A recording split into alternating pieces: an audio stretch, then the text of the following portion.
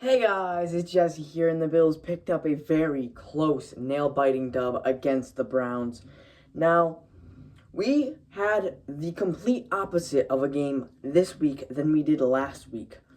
We started off hot, and we ended super cold and dry. And our defense played phenomenal, actually, in this game. Overall, I don't think we really allowed too many yards. We only allowed around 160 passing yards and only allowed about 160 rushing yards. But then on offense, we only got around 160 passing yards and 160 rushing yards. So it was just kind of like a defensive outing. There was, a decent amount of yards total, but it felt like it really just tailed off. Like, it was a good game, obviously. 28-10 at halftime, I think. Dawson Knox did have a dropped touchdown on fourth down that would have ultimately sealed it, but luckily our defense and Greg Rousseau, who had, I think, 4 or 5 QB pressures and 2.5 sacks, game wrecker in that one. Great job by him, and Myles Garrett did not break the sack record against the Bills, which feels kind of nice. I obviously don't want to have someone's record come against my own team. That would just be in the history books. Myles Garrett broke the record against the Bills at home this day.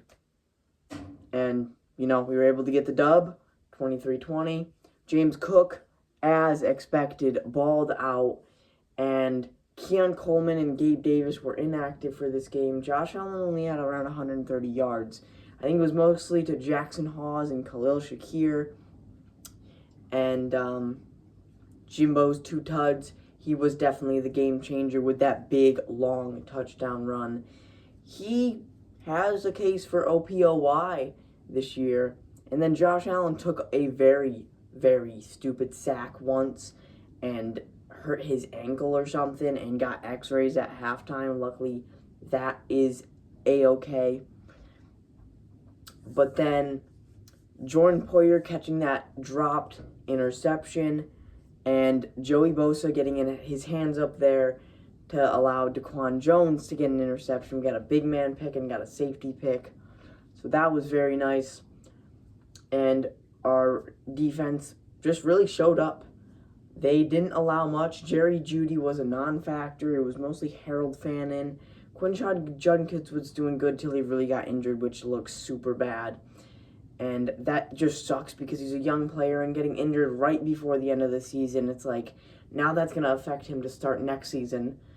That is just not what you want to see. They had such a great draft class. You don't want to see any young players get hurt. But it was really a defensive outing, and Michael Badgley's missed extra point could have affected the game and made it go into OT. But defense, where did that defense come from? I don't know, but I'm super glad we had such a great defensive outing this game. Definitely have to see more out of the offense, but it's a good defense that we played against. And next week we face the Eagles, and I think with this victory, that clinches a playoff spot, but maybe not. It would be nice if the Texans could lose, because I think that definitely does clinch a playoff spot. But overall, it was a success, and now we are 11-4, looking like we will end up getting a playoff spot as long as we win either against the Eagles or the Jets. But if we win out and the Patriots can lose too, maybe them Dolphins Week 18 can do something, and maybe the Ravens tonight can do something. But as always, make sure to like, subscribe. Let's go, Buffalo! Peace.